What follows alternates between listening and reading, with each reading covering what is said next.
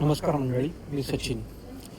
हे खाओगोयला त्या रोडवर फिरत असताना एक दुकान दिसलं. इथे बाहेर कोळसा दिसला आणि म्हणलं हे काय कोळसा दिसतो, आणि त्याचं बघितलं तर हे असं कोळशापासून हे अशा वस्तू बनवलेल्या आहेत. वस्तू म्हणजे कशा आहेत की ते ॲक्च्युली त्याच्या आतमध्ये प्लास्टिक आहे, पण आणि प्लास्टिकच्यावर कोळसा आणि राख जे म्हणतो ना आपण, त्याचं त्यांनी कोटिंग करून बनवलेलं आहे. आता त्या आजीने पण आपण विचारलं की कसं बनवतो वगैरे काय म्हणून. तर हे असं दुकान आहे आणि याच्यामध्ये बऱ्याचशा अशा वस्तू, म्हणजे काही ड्रिंक्स असतील म्हणा, म्हणजे छोटंसं आपण सकाळी जे पिल्यानंतर, म्हणजे आपण गावाकडे जर आपल्याला तुम्हाला आठवत असेल किंवा तुम्ही जर वापरलं असेल तर कळेल की आपली जी चुलीतली जी राख असायची, त्या चुलीतल्या राखीतून दुसऱ्या दिवशी दात घासायला आपण वापरायचो.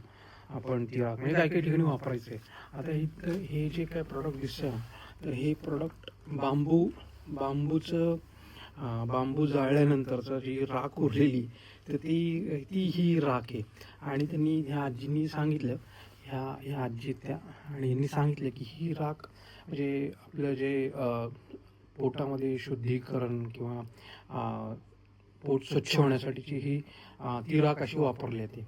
ही पण एक वेगळ्या प्रकारची राख आहे. ही पण झाडापासूनचीच आहे, म्हणजे ही बांबूपासूनची, आणि ती जे वेगळं झाड आहे या झाडापासूनची. आणि हे सगळे म्हणजे हे प्रोडक्ट्स असे त्याचं आहेत.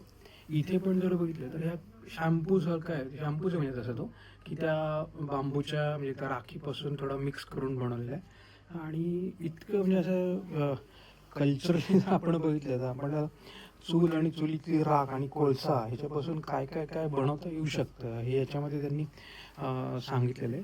खूपच इनोव्हेटिव्ह आणि खूप भारी प्रोडक्ट त्यांनी बनवलेले आहे. आणि बरेचसे म्हणजे त्यांनी सांगितलं की हे असं कोळसा म्हणा किंवा ती राख म्हणा, हे अशा आपल्या एशिया भागातल्या लोक भरपूर ठिकाणी वापरतात. तर नक्की म्हणजे असं एकदा व्हिजिट करण्यासारखं दुकान आहे. तर मी लिंक तशी खाली देतोच आहे, तर चेक करा. こちらは炭の粉でできています。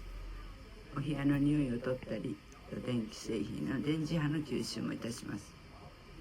2年から3年働きます。